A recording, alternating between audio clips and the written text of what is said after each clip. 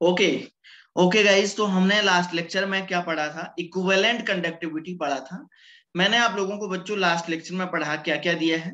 एक तो हमने पढ़ दिया है कि sir molar conductivity lambda M भी हमने पढ़ दिया है। दूसरा हम लोगों ने पढ़ा हुआ है लैम्डा इक्विवेलेंट भी हम लोगों ने पढ़ लिया है। ठीक है ना? तो ये दोनों की दोनों चीजें हम लोग पढ़ लिए हैं, कोई भी दिक्कत अब आप लोगों को नहीं आएगी। ठीक है ना? उम्मीद करता हूं कि आप लोग इसको बढ़िया से पढ़ रहे होंगे। सर वो तो उन दोनों के थोड़े सम्स तो ना क्या बोला बेटा? एक तो सम्स दो ना अभी प्रैक्टिस के लिए। आवाज नहीं आ रही तेरी, थोड़ा अच्छे से बोल बेटा। सर एक दो सम्स दो ना प्रैक्टिस के लिए इक्विवेलेंट वाले। अच्छा, एक दो प्रैक्टिस के लिए क्वेश्चन दें क्या? हाँ सर वही। ओके, चलो दे ही देते हैं फिर। हम सोच रहे थे कि ठीक है, कोई दिक्कत नहीं है, जैसा आपको अच्छा लग रहा है उसी के बेस पे करते हैं, कोई दिक्कत नहीं है। इक्विवेलेंट कंडक्टिविटी तो बच्चों बढ़िया आसान टाइप की कंडक्टिविटी है। इसमें हम लोग ओनली जो है लैम्डा एम की वैल्यू निकाल, कप्पा की वैल्यू दी होनी चाहिए, नॉर्मेलिटी हमको निकालना है, कुछ भी इसमें है। ठीक है ना? चलिए, फिलहाल बच्चों क्वेश्चन तो नहीं दिख पा रहा है। मैं लास्ट में कराऊं क्या? और भी बहुत सारे क्वेश्चन एक साथ कराऊंगा, थोड़ा सा कंसेप्ट बढ़ा लें क्या आगे? क्वेश्चन नहीं मिल पा रहा है, वो एक्चुअली पहले से थोड़ा मुझे ढूंढ के रखना पड़ता है। बात यह है कि ऐसी जैसे ये चैप्टर अब कंप्लीट होने वाला है, बस जल्दी से कंप्लीट हो जाएगा, तो उसके बाद हम लोग जो है आसानी से सॉल्व करेंगे। ठीक है ना? फिर से वही एक पीडीएफ लेके आऊंगा, पीडीएफ को आप लोगों को जो है शेयर करके सॉल्व करेंगे। कोई दिक्कत तो नहीं है ना इस बात में? ओके, तो बच्चों मैंने आपको बता दिया था कि sir lambda equivalent is equal to होता है कप्पा इंटू 1000, ऐसा आप लोग बोल रहे थे, कप्पा इंटू 1000 अपॉन नॉर्मलिटी। लेकिन ध्यान रखने वाली बात ये थी कि सर जो कप्पा की यूनिट होगी वो साइमेंज पर सेंटीमीटर के रिस्पेक्ट में होगी, तभी ये फॉर्मूला अप्लाई होगा। साइमेंज पर मीटर के रिस्पेक्ट में अगर कप्पा की यूनिट हो रही है तो आपको 1000 से डिवाइड करना पड़ेगा। बहुत ही सिंपल सिंपल सी बात मैंने आपको बताई थी। उम्मीद करता हूं कि बच्चों ये आप लोगों को समझ में आ गया होगा, कोई भी दिक्कत आप लोगों को नहीं आ रही होगी। चलिए, तो यहां तक तो आपको क्लियर है। हम एक दो क्वेश्चन और करवाएंगे इसमें, लेकिन एक बात ध्यान रखिएगा, कभी कभी मोलारिटी दी हुई रहती है। बस मोलारिटी मान के चलिए, मोलारिटी दी हुई है, मान के चलिए दिस इज अ 2 मोलर दी हुई है, तो आपको बच्चों इसको नॉर्मेलिटी में कन्वर्ट करना है। ठीक है ना? अगर आपको जो है नॉर्मेलिटी में कन्वर्ट करना है, तो नॉर्मेलिटी में कन्वर्ट कैसे करेंगे आप लोग? नॉर्मेलिटी में कन्वर्ट करने के लिए बच्चों आपको ये इस तरीके से एक और कंसेप्ट अप्लाई करना पड़ेगा। देखिए, तो नॉर्मेलिटी इज इक्वल टू, मैं यहाँ पे लिखूंगा नॉर्मेलिटी इज इक्वल टू, हम लोग लिखेंगे यहाँ पे नॉर्मेलिटी इज इक्वल टू, हम लोग लिखेंगे एन फैक्टर इनटू मोलारिटी। ठीक है ना?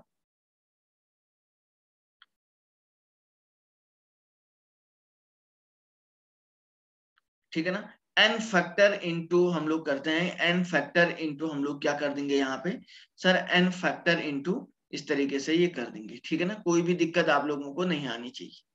ठीक है ना? Okay,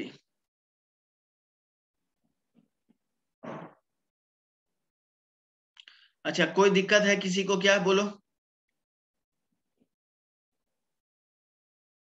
no sir. Sir normality equals N factor into molarity है ना। एक्चुअली एक किसी अनवांटेड उससे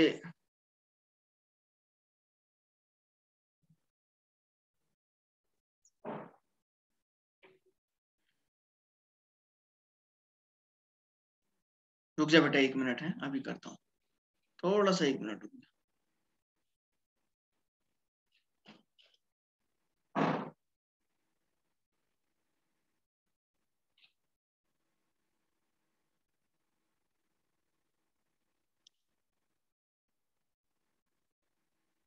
ओके, तो क्या बोल रहा था? हाँ बोल बेटा, क्या बोल रहा था? तो सर बोल रहा था normality equals N factor into molarity है। हाँ बिल्कुल बिल्कुल, समझ रहे हैं ना? नॉर्मेलिटी इज इक्वल टू होता है एन फैक्टर इनटू मोलारिटी। मान के चलिए आपको बोल दिया कि सर, इसने अगर सपोज लिख दिया BaCl2 की मोलारिटी, उसने कह दिया, ये आपको 11th में पढ़ा होगा, BaCl2 की मोलारिटी अगर वो लिखता है, कोई BaCl2 का सॉल्यूशन है जिसकी मोलारिटी 2 मोलर है ना। अब आपको इसको नॉर्मलिटी में कन्वर्ट करना है तो आपको पहले एन फैक्टर निकालना पड़ेगा बच्चों, देन मोलारिटी से मल्टीप्लाई करना पड़ेगा। बहुत ही आसान सा कंसेप्ट है, बहुत ही आसान सा कंसेप्ट है सर, इसमें कोई भी दिक्कत आप लोगों को नहीं आनी चाहिए। तो सर BaCl2 क्या हो जाएगा, आप खुद ही देखो, BaCl2 इजिकल टू, आप ऐसा बोलेंगे ना sir, barium 2 positive ion plus 2Cl negative ion. तो आप देख रहे हैं +2 चार्ज है, -2 चार्ज है, तो एन फैक्टर क्या हो जाएगा, 2 हो जाएगा। इसमें एन फैक्टर की वैल्यू कितनी आ जाएगी, 2 के इक्विवेलेंट आ जाएगी। तो सर अगर आप इसको नॉर्मेलिटी में कन्वर्ट करना चाहेंगे तो 2 इंटू मोलरिटी, 2 मोलर को मल्टीप्लाई करेंगे तो 4 नॉर्मेलिटी, इसका करेक्ट आंसर आ जाएगा। क्लियर हुई बात यहां तक। अगर कभी कभी ऐसा बोलता है कैलकुलेट द, जैसे एक छोटा सा क्वेश्चन ऐसा आएगा, कैलकुलेट द, ऐसा बोलेगा conductivity of lambda equivalent of n/10 solution. ठीक है ना, कोई लैम्डा इक्विवेलेंट अगर कोई आपको बोलेगा कि n/10 सॉल्यूशन का जो है, आपसे कहेगा कि कोई n/10 सॉल्यूशन का आपसे कहेगा कि इक्विवेलेंट कंडक्टिविटी आप लोग निकाल दीजिएगा।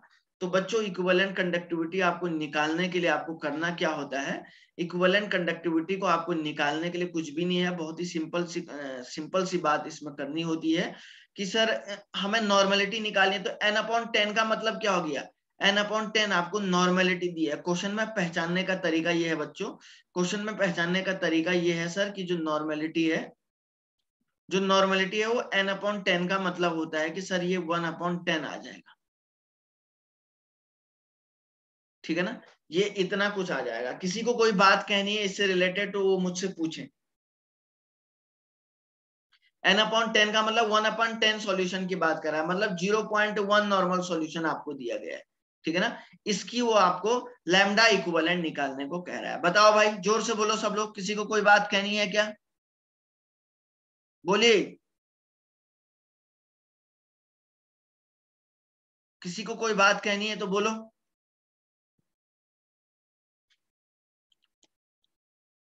अरे हाँ या ना तो बोलो, आ गया समझ में।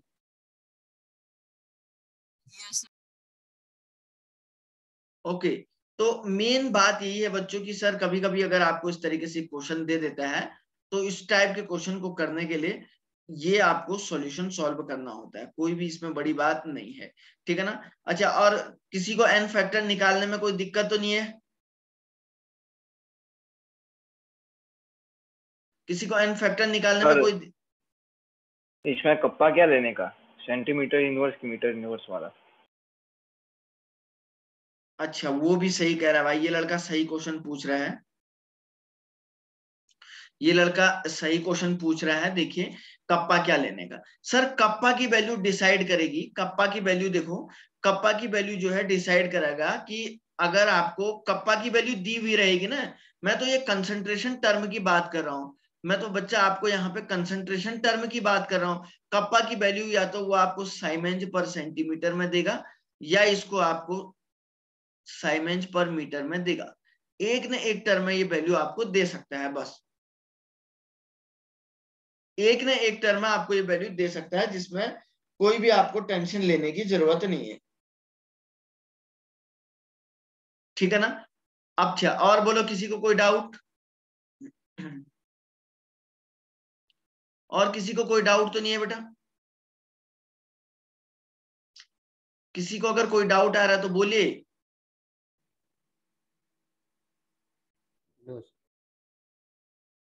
चलिए, तो इसको मैं जो है क्लियर कर देता हूं यहां से। ठीक है ना।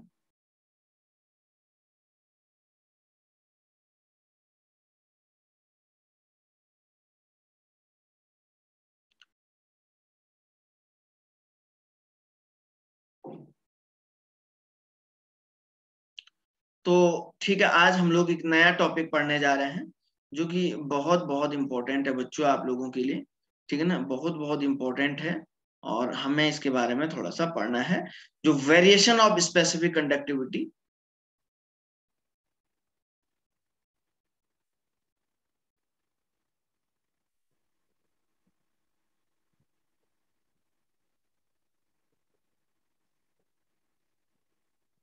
Variation of specific conductivity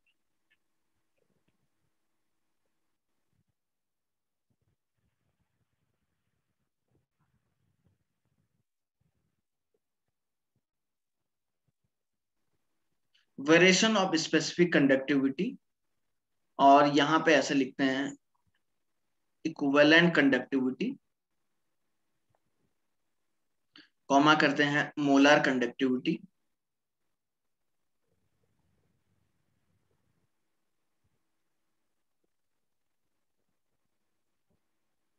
with dilution. Okay, थोड़ा सा देखने वाली बात है, बहुत ही इंपॉर्टेंट भी बात है, थ्योरेटिकल ये टॉपिक है। मैं आप लोगों को कोशिश करूंगा इसको काफी अच्छे से समझाने, ठीक है ना। मैं आप लोगों को बच्चों कोशिश करूंगा कि काफी अच्छे से समझाने की, कि किस टाइप से ये कंसेप्ट हम लोग यूज करते हैं।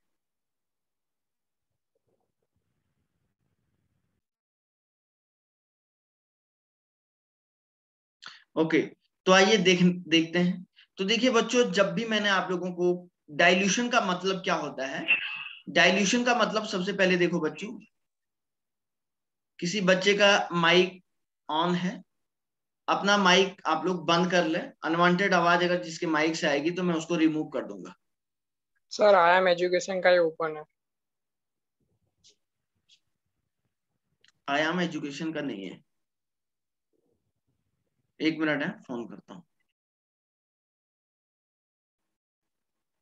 सर हो गया, बंद हो गया।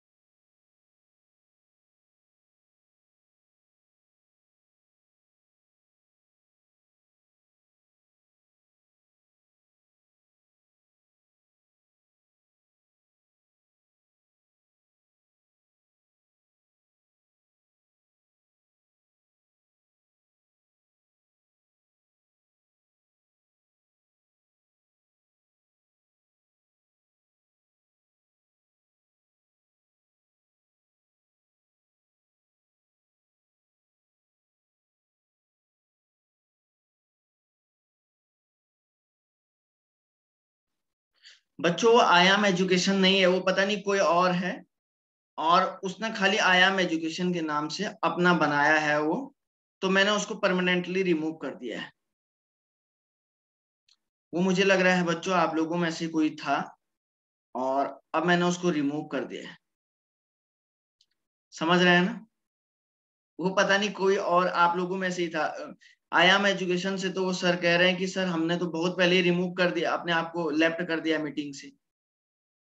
अब आप सोच सकते हैं कि कौन होगा वो।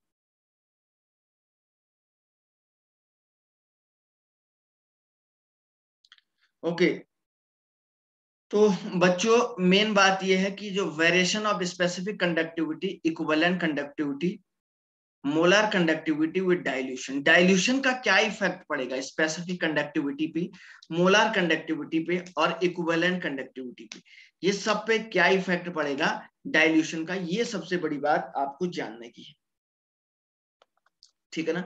मेन बात ये है कि सर ये जो टॉपिक ये बता रहे हैं, ये किसका जो है, ये कौन जो है डाइल्यूशन पे कैसे इफेक्ट पड़ता है। तो सबसे पहले मैं आप लोगों को बताता हूं डाइल्यूशन किसको बोलते हैं। आप लोगों ने कल देखा था ना, कल शाम को स्क्रीन पे कोई जो है स्क्रीन पे पेन चला रहा था, ऐसे ऐसे देखा था ना बच्चों, आपने कल चला रहा था ना कोई शाम को। तो वो यस लड़का, सर। हाँ वो वही लड़का है, आयाम एजुकेशन के नाम से वो आज भी रिक्वेस्ट भेज रहा है, तो मैंने एक्सेप्ट नहीं किया। तो वो आप लोगों में से ही कोई है, और जिसको जो है हमने क्या कर दिया, उसको रिमूव कर दिया, तो परमानेंटली ब्लॉक हो, मतलब रिमूव कर दिया वो फिलहाल के लिए, तो वो अब फिलहाल ज्वाइन नहीं कर पाएगा कभी भी नहीं, ठीक है ना। तो बच्चों कहने का ये मीनिंग है, variation of specific conductivity, equivalent conductivity, molar conductivity with dilution, actually होता क्या है कि क्लासरूम में कहे ऐसे असामाजिक स्टूडेंट आते हैं जो पढ़ने के मकसद से नहीं आते हैं। जैसा होता क्या है कि क्लासरूम में बोलते हैं ना, बच्चे क्या होते हैं टाइम पास के लिए आते हैं। कुछ लोग ऐसे होते हैं, कोई सब्जी की दुकान में गया है वहीं से देख रहा है, कोई सब्जी सब्जी खरीद रहा है, कोई मार्केट में चाय पी रहा है, कोई चाय बेच रहा है, कोई झाड़ू मार रहा है। तो उससे क्या होता है, एक माहौल एटमोस्फेयर खराब हो जाता है। जो पढ़ने वाला स्टूडेंट होता है, जो बच्चा पढ़ने वाला होता है, उसका क्या होता है, लॉस हो जाता है। उसका लॉस इसलिए होता है क्योंकि वो तो पढ़ने के लिए आया है, कोई उधर से शोर कर रहा है, कोई इधर से शोर कर रहा है, कोई क्लास के बीच में जो है जो माहौल होता है उसको जो है डिस्टर्ब करने की कोशिश कर रहा है। तो ये सब चीजों से बड़ी प्रॉब्लम आती है। तो उम्मीद करता हूं कि आप लोग पढ़ने के मकसद से ही आए होंगे, ठीक है ना। डाइल्यूशन का मतलब क्या होता है बच्चों? सपोज मैंने आपको बताया कि ये एक कंटेनर हमने लिया था, कंटेनर में 1 लीटर पानी यहाँ पे लिया हुआ था, ठीक है ना। और मैंने यहाँ पे क्या किया बच्चों, और यहाँ पे हमने क्या किया, कंटेनर हमने लिया हुआ है और कंटेनर में मैंने यहाँ पे बोला 2 लीटर पानी लिया हुआ है। तो इस कंटेनर का वॉल्यूम ज्यादा है, तो मतलब मैं बोलूंगा कि ये मोर डाइल्यूटेड कंटेनर है। समझ में आ गई बात क्या? मोर डाइल्यूटेड कंटेनर है। तो इस कंटेनर का जो डाइल्यूशन होगा बच्चों, इस डाइल्यूशन को बोलते हैं ये हाई डाइल्यूशन होगा। किसी को कोई बात कहनी है क्या? डाइल्यूशन इसको बोलते हैं सर। ये डाइल्यूशन का मतलब आप वॉल्यूम को बढ़ाएंगे, ये सब चीजें ज्यादा होगी, ठीक है ना। ये ज्यादा होगी तो हम लोग बोलते हैं मोर डाइल्यूटेड है, मोर डाइल्यूटेड है। तो इस तरीके से ये डाइल्यूशन इतना ज्यादा बढ़ा है। 1 लीटर था और 1 लीटर से हम लोग बोलते हैं 1 लीटर था, फिर उसके बाद यहाँ से हमने 2 लीटर को बढ़ाया, तो ये सब इस तरीके से डाइल्यूटेड ज्यादा हो गया, ठीक है। बहुत ही सिंपल सी बात है, ठीक है। अब क्वेश्चन में ये कहने वाली बात है कि ठीक है सर, आपने वॉल्यूम को बढ़ा दिया तो इसको मोर डाइल्यूटेड आपने कर दिया है। अब जरा मेन बात मैं आप लोगों को समझाना चाहता हूं बच्चों। सपोज हमने यहाँ पे क्या किया कि अब मैं यहाँ पे लिखता हूं molar conductivity is equal to, लिखता हूं मैं यहाँ पे लिख रहा हूं कप्पा अपॉन सी लिख देता हूं। अभी कप्पा की यूनिट से भी मुझे कुछ लेना देना नहीं है। तो बच्चों आप लोगों को पता है सी इज इक्वल टू क्या होता है, एन अपॉन बी। ऐसा होता है क्या? हाँ या ना बोलो, होता है या नहीं होता है? बोलो शाबाश, बोलो। Yes sir.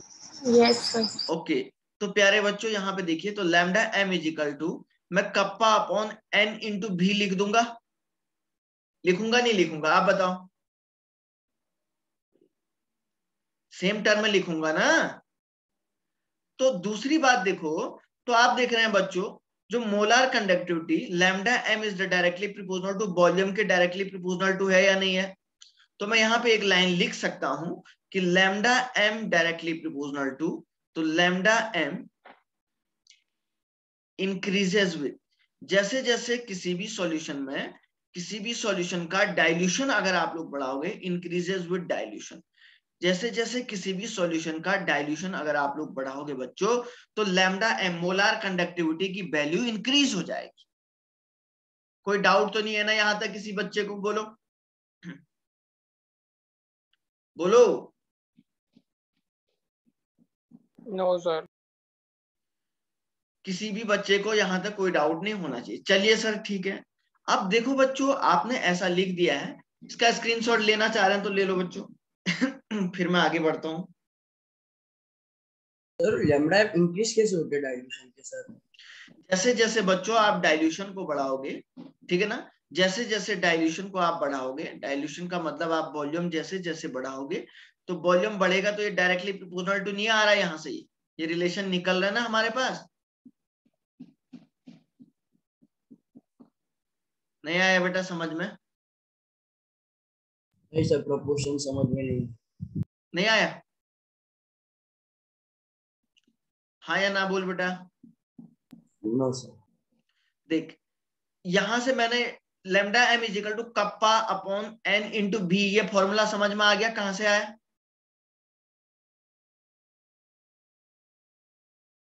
ये फॉर्मूला समझ में आया बेटा? कहां यस से सर, आया? Yes sir. तो ये सर लेमडा एम, आपने वी लिखा है, मुझे क्यों लगा सर, इसीलिए समझ में आ गया सर। ओके, स्क्रीनशॉट ले लो इसको।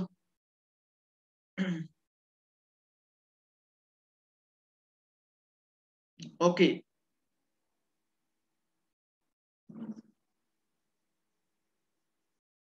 अब देखो बच्चों, एक लाइन तो आपको पता लगी, दूसरी बात आप जरा समझने वाली बात है, मैं एक और टर्म यहाँ पे लिखना चाहता हूं इक्विवेलेंट कंडक्टिविटी के रिस्पेक्ट में। Equivalent conductivity lambda of the equivalent equal to होता है kappa upon normality. So student, आप लोग जानते हैं कि सर नॉर्मेलिटी वाले टर्म को हम लोग कैसे कोरिलेट करते हैं, तो कप्पा अपॉन नॉर्मेलिटी होता है, और नॉर्मेलिटी इज इक्वल टू होता है बच्चों number of moles of the solute divided by volume of the solution. ठीक है ना, वॉल्यूम ऑफ सॉल्यूशन, और ये आपका लीटर में होना चाहिए। तो ठीक है सर, ओके, तो lambda equivalent is equal to मैं ऐसे लिख सकता हूं क्या, कप्पा अपॉन एन इंटू भी, ऐसे लिख सकता हूं क्या, बोलो। नंबर ऑफ ग्राम इक्विवेलेंट होता है इसकी जगह पे, मोल मैंने लिख लिया है, लेकिन इसकी जगह पे क्या होता है, नंबर ऑफ ग्राम इक्विवेलेंट होता है मेनली। तो कुछ भी लिख लो आप, कोई दिक्कत थोड़ी ना। नंबर ऑफ ग्राम इक्विवेलेंट लिख लो, कोई दिक्कत थोड़ी ना। आप लोग चाहें तो यहाँ पे नंबर ऑफ ग्राम इक्विवेलेंट भी लिख सकते हैं।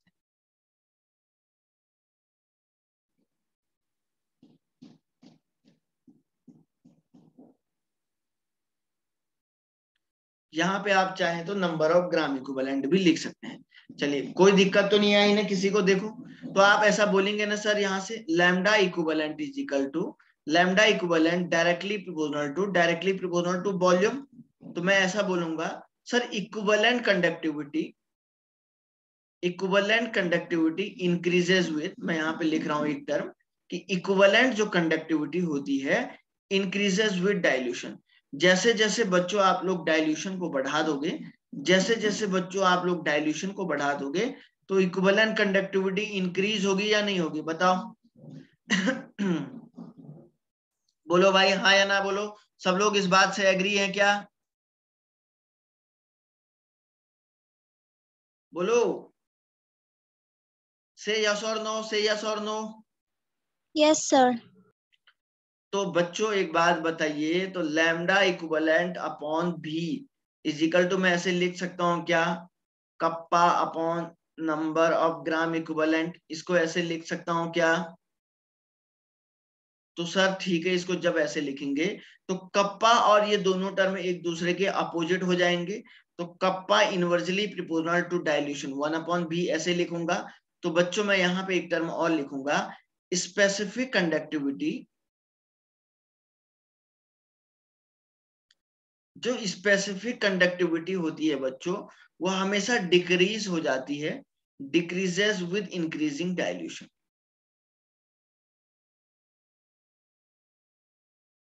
Decreases with increasing dilution.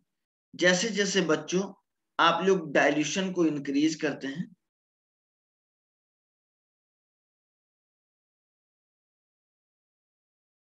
जैसे जैसे बच्चों आप लोग डाइल्यूशन को इंक्रीज करते हैं, तो ये जो वैल्यू होती है, ये स्पेसिफिक कंडक्टिविटी की वैल्यू डिक्रीज हो जाती है। नोट कर लीजिएगा इसको, बहुत बहुत इंपॉर्टेंट बात मैंने आपको बताई।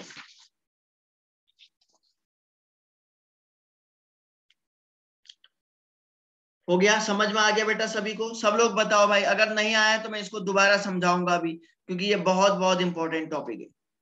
क्योंकि बच्चों ये बहुत बहुत इंपॉर्टेंट टॉपिक है। अगर किसी बच्चे को समझ में नहीं आया है तो वो मुझे पूछ सकता है कि सर जो है इसको कैसे करना है। इसमें लैम्बडा इक्विवेलेंट आएगा ना, कहाँ पे, लैम्बडा इक्विवेलेंट अपॉन वी आपने लिखा है ना बाजू में।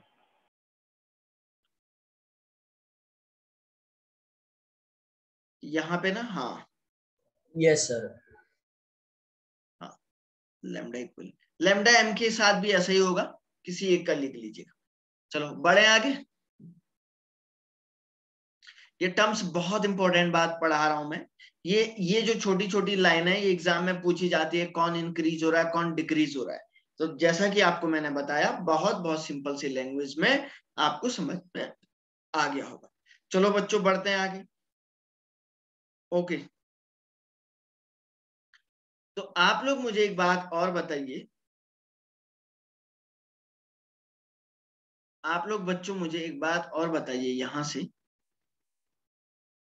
कि सर ठीक है, आपने लैम्डा इक्विवेलेंट की वैल्यू यहां से चेक करने के लिए कह दिया है, ठीक है। तो मैंने बच्चों आपको बताया था lambda equivalent is equal to आप बोले थे सर ये हो जा रहा है kappa upon concentration. Concentration normality में है और lambda M is equal to आप क्या बोले थे कि सर कप्पा अपॉन आप बोले थे कप्पा अपॉन कंसंट्रेशन। क्या दोनों के लिए फॉर्मूला सेम आ रहा नहीं आ रहा? आता था ना। कंसंट्रेशन हम एक में नॉर्मेलिटी लेते थे और एक में मोलारिटी लेते थे। बोलो बोलो बोलो बोलो शाबाश। सो बच्चों तो कप्पा अपॉन सी लैम्डा मोलर कंडक्टिविटी। तो आप जरा ध्यान से देखिएगा, तो अगर मैं सी को, तो जरा देखो सी को अगर डिक्रीज करूंगा तो उस टाइम पे लैम्डा एम की वैल्यू जो हो जाएगी वो हमेशा इंक्रीज हो जाएगी। तो एक ऐसी कंडीशन को इमेजिन करिए, अप्रोच करिए, जब कंसंट्रेशन जीरो की तरफ जाएगा तो उस टाइम पे मोलर कंडक्टिविटी क्या होगी, किस तरफ जाएगी? बोलो। जब कंसंट्रेशन जीरो की तरफ जाएगा बच्चों, कंसंट्रेशन है अप्रोचेस टुवर्ड्स द जीरो को अप्रोच करेगा, जीरो की तरफ अगर अप्रोच करेगा तो मोलर कंडक्टिविटी क्या अप्रोच करेगी? बोलिए बोलो भाई।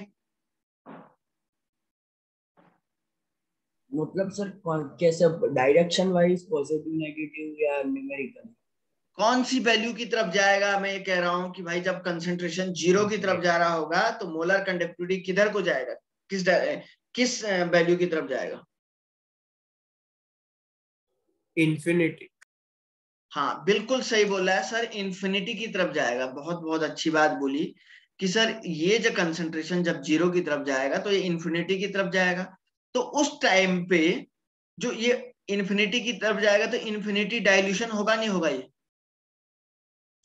तो हम उस कंडीशन को व्हेन मैं यहां पे लिखूंगा, when concentration towards the zero the molar conductivity the observed molar conductivity the lambda m observed is called OBS is called, मैं यहां पे लिख देता हूं, is called lambda m not. तो इसको बोला जाता है where lambda m नॉट का मतलब होता है कि मोलर कंडक्टिविटी एट, एक मिनट है, तो इसको बोला जाता है कि molar conductivity eight infinite dilution, conductivity at infinite dilution. क्या यहां तक ये बात सभी बच्चों को समझ में आई या नहीं आई? बोलो। कि जब मैंने आपको बताया बच्चों कंसंट्रेशन जब जीरो की तरफ भागेगा, जब कंसंट्रेशन वाला टर्म बच्चों जीरो की तरफ जा रहा होगा, तो ध्यान में रखने वाली बात यह है कि जो मोलर कंडक्टिविटी हो जाएगी वो डाइल्यूशन पे जो होगी वो इन्फिनिटी की तरफ जाएगी ना। तो वहां पे जो मोलर कंडक्टिविटी जनरेट होगी, जो मोलर कंडक्टिविटी उस कंडीशन पे जनरेट होगी उसको बोला जाता है molar conductivity at infinite dilution. और उस मोलर कंडक्टिविटी को आप लोग इंडिकेट करोगे लैम्डा एम नॉट से इंडिकेट करोगे। बहुत इंपॉर्टेंट है ये बात। क्या यहां तक अगर किसी को समझ में नहीं आया तो मुझे पूछें दोबारा।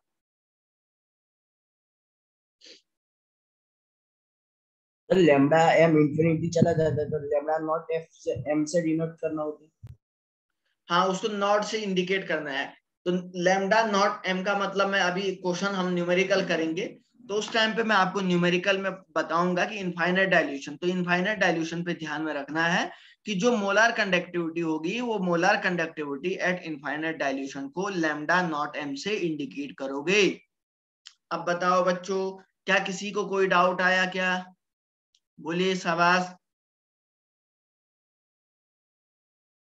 बताओ मिसका समझ में आ रहा है? Yes sir. और बच्चों किसी को कोई बात कहनी है तो बोलो, कोई भी बात बताइए, मैं अभी जो है सॉल्व करके बताता हूं। तो बच्चों यही कहानी। अच्छा एक बात मुझे आप लोग बताइए, ये थोड़ा थ्योरेटिकल है, ये थ्योरेटिकल समझना जरूरी है थोड़ा बहुत ऐसी। अच्छा, मुझे एक बात आप खुद बताइए कि सर अगर आप मोलर कंडक्टिविटी की बात करें तो क्या सर लैम्डा इक्विवेलेंट के लिए ऐसा नहीं हो सकता है क्या, कापा upon C?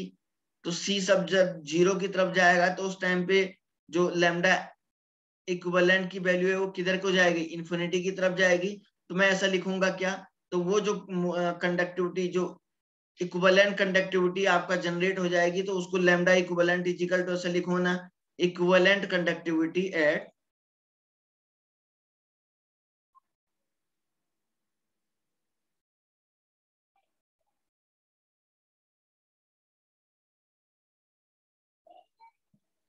equivalent conductivity at infinite dilution.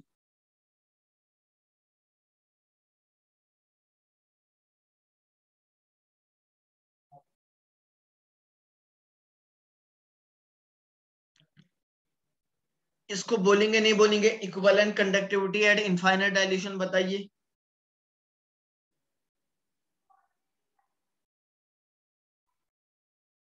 बोलिए बोलिए। यहां तक क्लियर हो गया सभी को? चलो बच्चों आगे बढ़ते हैं, इसका स्क्रीनशॉट ले लीजिएगा और किसी को कोई बात पूछनी है तो पूछ सकता है।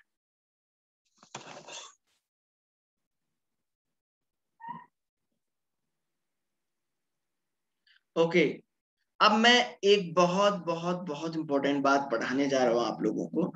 डिबे हकल रूल, डिबे हकल थ्योरी हम लोगों को पढ़ना है।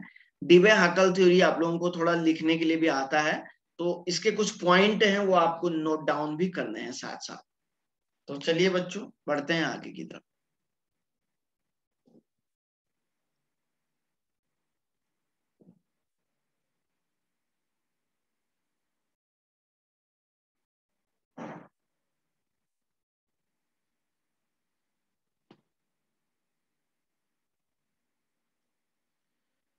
तो हमारे पास एक थ्योरी है जिसका नाम है डिबे हकल थ्योरी।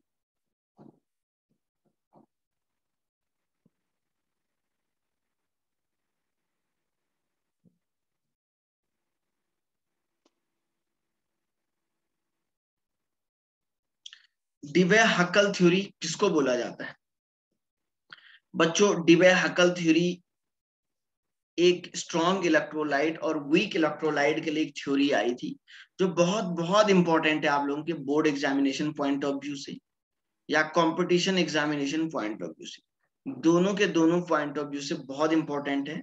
तो इसमें कुछ इन्होंने पॉइंट दिए गए थे।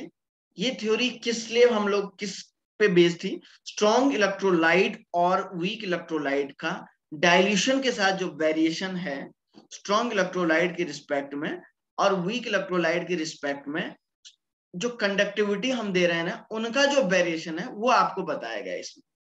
तो इन्होंने पहली बात क्या बोला था, पहली लाइन इन्होंने लिखी थी बच्चों कि strong electrolyte,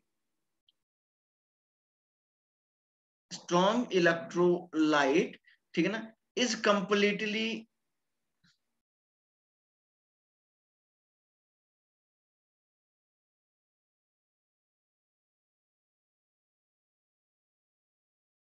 dissociated at all dilution. इन्होंने ये बोला था पहली लाइन कि जो स्ट्रॉन्ग इलेक्ट्रोलाइट होते हैं बच्चों, वो किसी भी डाइल्यूशन पे डिसोशिएट हो जाते हैं। मान के चलिए मैंने फॉर एग्जांपल मैंने यहाँ पे लिखा NaCl लिखा हुआ है। अब NaCl में आप अगर जो है 5 ml पानी लो या 20 ml पानी लो, तो 5 ml में भी ये डिसोशिएट का मतलब होता है टूट जाना, तो 5 ml में भी ये डिसोशिएट हो जाएगा और 20 ml में भी डिसोशिएट हो जाएगा, क्योंकि सर ये एक स्ट्रॉन्ग इलेक्ट्रोलाइट है। तो मतलब कहने का मतलब है इनके लिए जो डिग्री ऑफ डिसोसिएशन की वैल्यू होती है, डिग्री ऑफ डिसोसिएशन की जो वैल्यू होती है वो हाई होती है।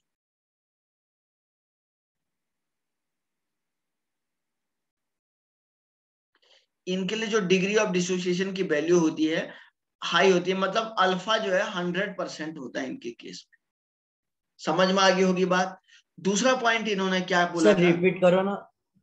इन्होंने ये बोला कि sir strong electrolyte is completely dissociated at all dilution.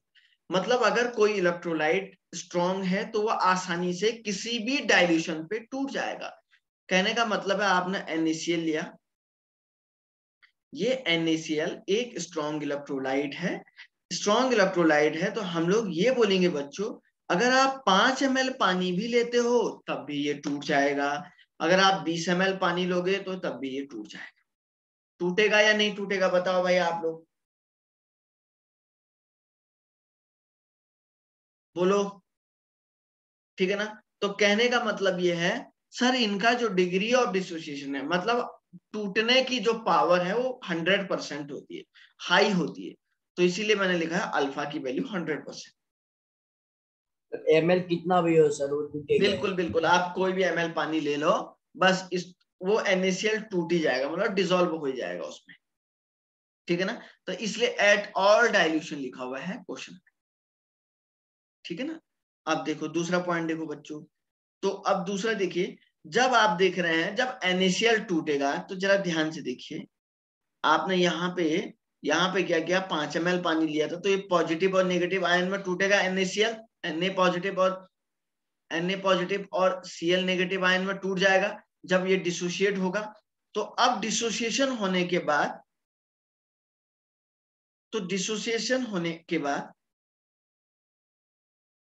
After dissociation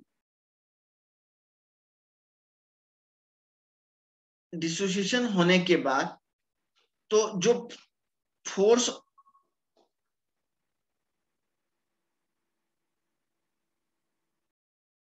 of attraction between ions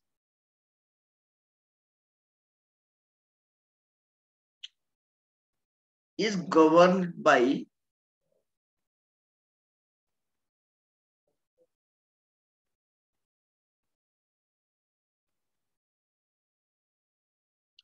Coulomb's law. कहने का मतलब है कि सर ये अगर डिसोशिएट हो जाएंगे, एक अगर पॉजिटिव में टूट जाएगा और एक नेगेटिव में टूट जाएगा बच्चों, तो उन आयन के बीच में जो फोर्स ऑफ अट्रैक्शन जनरेट होगा, जो फोर्स ऑफ अट्रैक्शन जो गवर्न के, मतलब जो फोर्स काम करेगा वो कूलम्ब लॉ के बेस पे काम करेगा, Q1 × Q2/R², ठीक है ना। तो आपको पता है कि सर एक पॉजिटिव चार्ज होगा एक नेगेटिव चार्ज होगा, तो इसके बेस पे जो है वो जो फोर्स ऑफ अट्रैक्शन होगा वो डिफाइन करेगा, डिजर्व करेगा, ये डिटरमाइन करेगा। तीसरा एक और पॉइंट बोला, ठीक है ना, इन्होंने तीसरा एक और पॉइंट बोला, देखो सर जब आपने देखा कि जब ये आपके पास इस तरीके से एक कटोरा था, इस कटोरे में आपने देखा बच्चों की एक पॉजिटिव आयन टूटा हुआ है, तो इसके चारों तरफ नेगेटिव आयन होंगे नहीं होंगे आप बताइए। मतलब कहने का मतलब है कि सर अगर ये सोडियम पॉजिटिव आयन यहां से टूटा हुआ है तो इसके चारों तरफ ऐसे क्या होंगे, नेगेटिव आयन होंगे, Cl negative, Cl negative, Cl negative, Cl negative, Cl negative, Cl negative, होगा नहीं होगा। तो मैं यहां पे लिख देता हूं each ion is surrounded by each ion is surrounded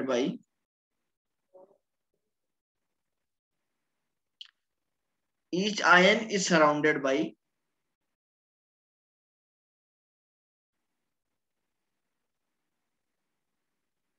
opposite charged ion in sphere manner in spherical manner, ऐसा लिखते हैं, ठीक है ना। आप देख रहे हैं ना स्पेरिकल मैनर में क्या है, पूरा घिरा हुआ है, ठीक है ना, स्पेरिकल मैनर में ही घिरा हुआ है। तो this spherical shape known as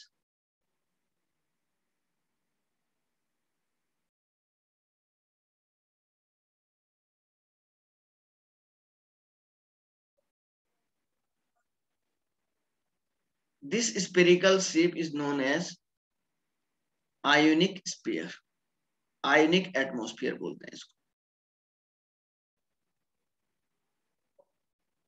देखो कोई भी आयन जो है पॉजिटिव और नेगेटिव चार्ज से घिरा हुआ रहता है, नेगेटिव चार्ज से इस तरीके से घिरा हुआ रहता है। तो बच्चों जब ये इसके चारों तरफ इस तरीके से घिरा हुआ रहेगा तो ये पूरा जो स्पेयर होगा, इस स्पेयर को आप लोग आयनिक स्पेयर के नाम से जानोगे नहीं जानोगे, ईच आयन जो है अपोजिट चार्ज से घिरा हुआ है, तो जो अपोजिट चार्ज से घिरा होगा तो इस टाइप का जो स्फीयर इसमें होगा तो उसको आप आयोनिक स्फीयर के नाम से जानोगे या नहीं जानोगे? बोलो भाई, बोलो, से यस और no. Yes, sir. Yes, sir. सबको ये बात समझ में आ गई होगी। इन 3 पॉइंट में से किसी बच्चे को अगर कोई पॉइंट रिपीट करवाना है तो वो बोल सकता है मुझे। No sir. सबका क्लियर है?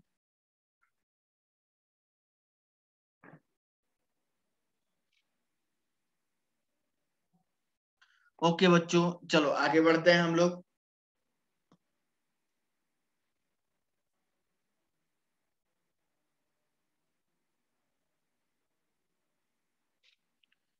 ओके, अब क्या हुआ कि जो डीवाई हकल थे, इन्होंने क्या किया कि सर ये जो आयंस के बारे में बताया, तो इन्होंने क्या किया कि जो आयंस, इन्होंने कहा कि सर जो आयंस होते हैं किसी भी सॉल्यूशन में, ये किसी भी सॉल्यूशन में जो है कंडक्टिविटी को कंडक्ट करते हैं। अब ये जो कंडक्टिविटी होती है, ये मोलार कंडक्टिविटी भी हो सकती है, इक्विवेलेंट कंडक्टिविटी भी हो सकती है। दोनों का दोनों डाइल्यूशन एक फिक्स डाइल्यूशन भी हो सकता है और इनफाइनाइट डाइल्यूशन भी हो सकता है। मैंने क्या बोला? I repeat my point. मैं रिपीट करना चाह रहा हूं। मैंने आपको बताया बच्चों कि ये जो आयंस होते हैं, ये आयंस किसी भी इलेक्ट्रोलाइटिक सॉल्यूशन में कंडक्टिविटी को कंडक्ट करते हैं, कंडक्टिविटी को मेंटेन करते हैं।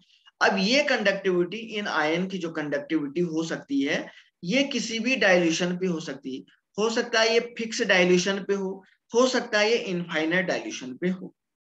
तो या ये इक्विवेलेंट कंडक्टिविटी होगी या ये मोलर कंडक्टिविटी होगी, इन दोनों में से कोई ना एक कंडक्टिविटी होगी। तो इसी बात को आगे बढ़ाते हुए इन्होंने क्या किया कि मोलर कंडक्टिविटी और इक्विवेलेंट कंडक्टिविटी के लिए एक इक्वेशन को जनरेट किया था। तो मैं यहां पे लिख देता हूं, ए इक्वेशन इज गिवन बाय, इन्होंने एक इक्वेशन दिया, डीवाई हकल ने एक इक्वेशन दिया। इन्होंने क्या कहा कि जो मोलार कंडक्टिविटी होती है लैम्डा एम इजिकल टू, इन्होंने कहा lambda naught of M minus A into root C. अब ये इक्वेशन कैसे डिराइव किया बच्चों? ये आपके ना तो कंपटीशन के सिलेबस में है और ये ना तो आपके जो है बोर्ड के सिलेबस में है, ठीक है ना? ये सीधे ग्रेजुएशन पे है, तो इसलिए हमारे पास बस इतना ही यही है। ये डेरिवेशन, इसका कुछ हमें कुछ लेना देना नहीं है, ना ये इधर है ना उधर है, तो इसलिए हमें इस पे अपना टाइम वेस्ट भी नहीं करना है। तो उन्होंने सीधे एक इक्वेशन दी थी और लैम्डा इक्विवेलेंट के लिए क्या दिया? Equivalent conductivity is equal to, इन्होंने लिखा equivalent conductivity at infinite dilution minus A into root C. मतलब ए इंटू रूट सी दोनों में क्या था? कॉमन था। वेयर ए इन्होंने क्या दिया? ए इज इक्वल टू, इन्होंने बोला ए एक कांस्टेंट टर्म है, ठीक है ना, जो डिपेंड्स करता है, डिपेंड्स ऑन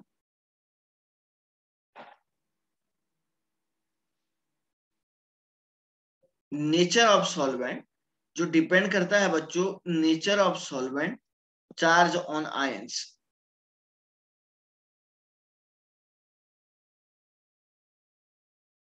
इस पे डिपेंड करता है। और कंसंट्रेशन आपका सी इज इक्वल टू आपका कंसंट्रेशन, ठीक है ना? सी तो कभी कभी पूछता है कि किस किस के बीच में इन्होंने जो है एक इक्वेशन दी थी। ओके, अब देखो बच्चों, एक ग्राफिकल रिप्रेजेंटेशन में आपसे पूछ रहा हूं, तो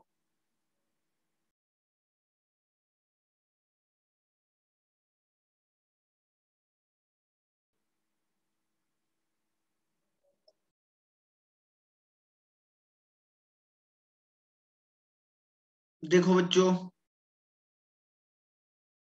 ओके, अब इन्होंने एक ग्राफ को प्लॉट किया,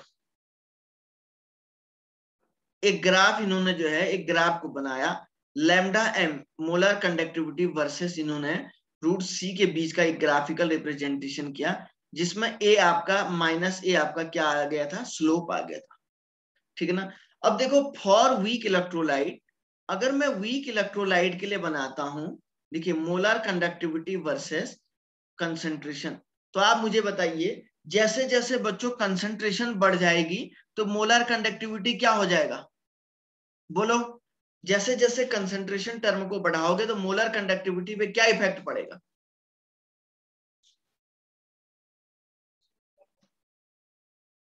अरे बोलो यार, मोलर कंडक्टिविटी पे क्या इफेक्ट पड़ेगा बच्चों?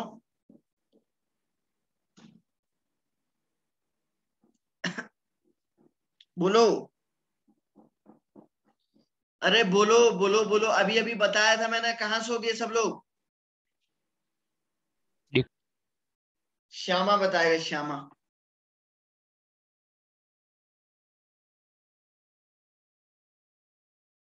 हेली बताएगी, हेली।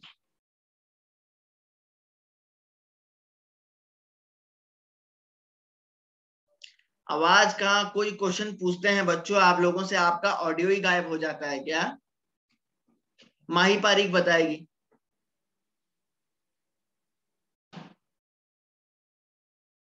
माही पारीक, ईशा बोल।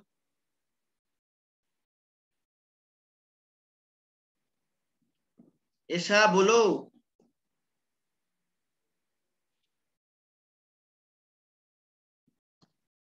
अरे कोई बच्चा तो बोलो जिसको आता है, जिसको पता है वो बोलो, कोई भी बच्चा बोलो जिसको पता है।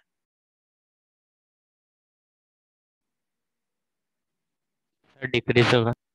बिल्कुल सर डिक्रीज होगा, अभी तो बताया था बच्चों मैंने आपको, lambda M is equal to kappa upon C. तो देखो जैसे जैसे हम लोग बच्चों यहाँ से कंसंट्रेशन को बढ़ा रहे हैं, तो धीरे धीरे धीरे धीरे ये वाला टर्म जो है धीरे धीरे जो है डिक्रीज होता जा रहा है। तो आप देख रहे हैं कि कंसंट्रेशन जैसे इधर को बढ़ती जा रही है। सर कंसंट्रेशन जैसे इधर को, ये आपकी एनसीईआरटी की बुकलेट में होगा, ये ग्राफ देख सकते हैं आप लोग।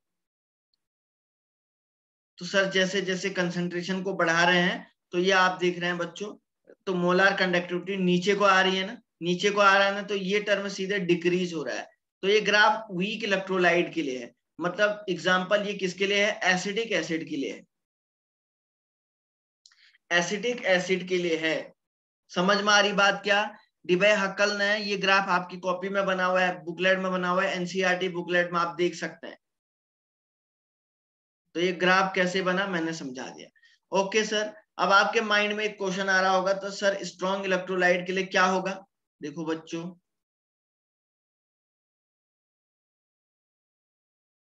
देखिए स्ट्रॉन्ग इलेक्ट्रोलाइट के लिए आप लोग मुझे एक बात बताइए,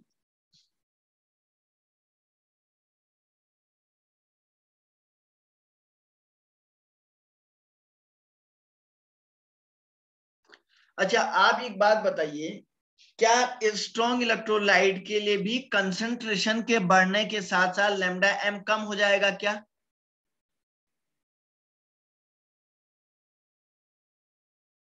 बोलो, इधर देखो, सर क्या? इधर देखो। सर आप वो पीछे वाला ग्राफ वापस समझाओ ना बाद में। अरे कहाँ सोया रहता है यार। थोड़ा नेटवर्क इश्यू था। मैं आपसे ये बोला कि मोलर कंडक्टिविटी वर्सेस कंसंट्रेशन का ग्राफ जो हमने खींचा वीक इलेक्ट्रोलाइट के केस में, बेसिकली हम लोग वीक इलेक्ट्रोलाइट के केस में ये खींच रहे हैं। तो बच्चों हमने इसलिए खींचा, आप देख रहे हो कि सर यहाँ पे लिखा हुआ है ना, कंसंट्रेशन जैसे जैसे बढ़ेगा तो लैम्डा एम कम हो जाएगा। तो देख बेटा इधर कंसंट्रेशन धीरे धीरे, ये लैम्डा एम धीरे धीरे कम हो रहा है, और कंसंट्रेशन धीरे धीरे बढ़ रहा है। बढ़ रहा है क्या? तो ये ऐसा ग्राफिकल यस रिप्रेजेंटेशन सर। इसके बीच में आएगा। अच्छा एक बात बताओ, अगर आप लोग एक बार लेफ्ट हो गए तो फिर दोबारा ज्वाइन नहीं कर सकते ऑटोमेटिकली?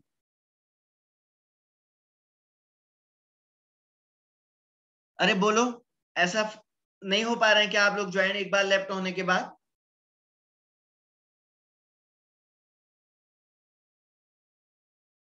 सर मेरा तो नेटवर्क चला गया था तो ऑटोमेटिक वापस आ गया। नहीं नहीं, नेटवर्क से नहीं, अगर आपने एक बार लेफ्ट हो गए तो अगर ऐसा भी है क्या, वो तो फंक्शन बंद करके कर नहीं दे, देखा सर। करके मत करना है, फिर उसके बाद वो एक बार लेफ्ट हो गया तो फिर बाहर ही रहेगा, फिर दिक्कत हो जाएगी बेटा,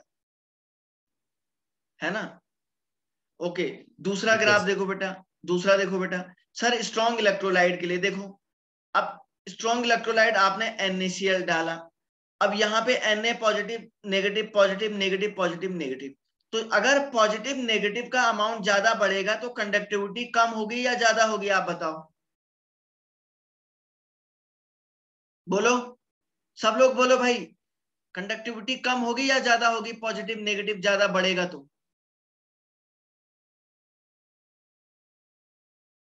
बोलो, बताइए बच्चों। अगर कंडक्टिविटी ज्यादा, अगर कंसंट्रेशन आपने बढ़ा दिया तो पॉजिटिव नेगेटिव ज्यादा बढ़ जाएगा। तो पॉजिटिव नेगेटिव जब ज्यादा बढ़ेगा तो क्या होगा, कंडक्टिविटी बढ़ेगी या कम हो जाएगी? सिंपल सा लॉजिक लगाओ यार, बड़ा ही सिंपल है ये तो। अरे बच्चों, सर जब पॉजिटिव नेगेटिव बढ़ेगा तो ऑलरेडी कंडक्टिविटी भी तो बढ़ जाएगी, कंडक्टिविटी बढ़ जाएगी ना। तो ये जो कंसेप्ट, जो ये पॉइंट मैंने यहां पे बोला, ये जो है वैलिड नहीं है, ठीक है ना।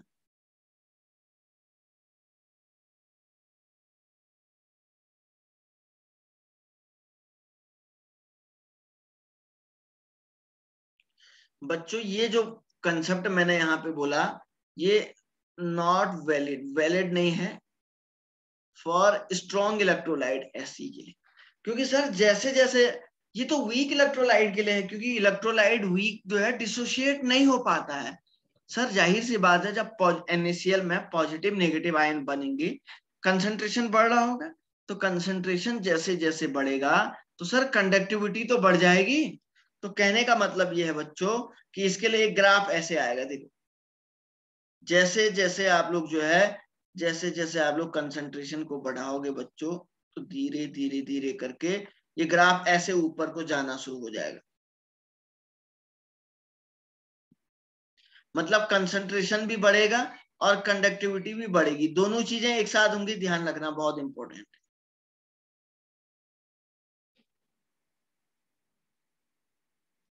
ऐसे ही है ना। तो ये ग्राफ आप देख रहे हैं सर, कंसंट्रेशन भी बढ़ रहा है, कंडक्टिविटी भी ऊपर को जा रहा है। देखिए आप, वैसे इस ग्राफ को यहां से ऐसे नीचे आना चाहिए था, लेकिन सर ये यहां से ऊपर को जा रहा है, ऊपर को। तो ये आप देख रहे हैं KCl के लिए, ये KCl का मतलब स्ट्रॉन्ग इलेक्ट्रोलाइट है, या NaCl के लिए है। क्योंकि सर जैसे जैसे सॉल्यूशन में NaCl का अमाउंट बढ़ेगा तो ऑलरेडी कंडक्टिविटी भी बढ़ जाएगी। यहां तक कोई बात किसी को कहनी है तो बोलो।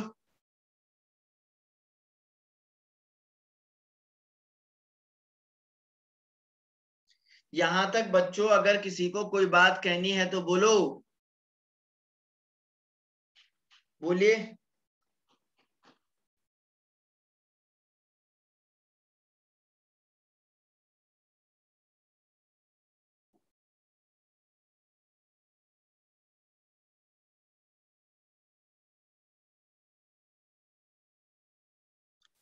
क्या किसी को कोई डाउट है क्या यहां तक? से यस और नो। अगर डाउट है तो मैं इसको दोबारा समझाता हूं, बोलो तो सही। मिसका समझ में आ रहा है?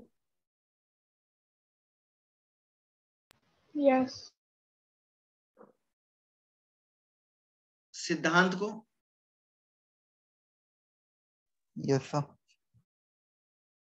कोई ऐसा है क्या जिसको ऐसा समझ में नहीं आया, वो पूछ सकता है। भूमिका?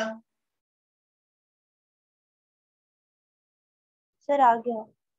तो ध्यान में रखने वाली ये बात है बच्चों कि सर स्ट्रॉन्ग इलेक्ट्रोलाइट के केस में ये वाला टर्म थोड़ा सा काम सही से नहीं करेगा।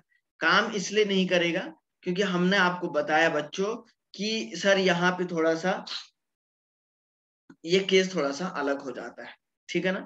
तो हमारे पास जो है, अब इसमें इस चैप्टर में एक लास्ट टॉपिक और बचा हुआ है।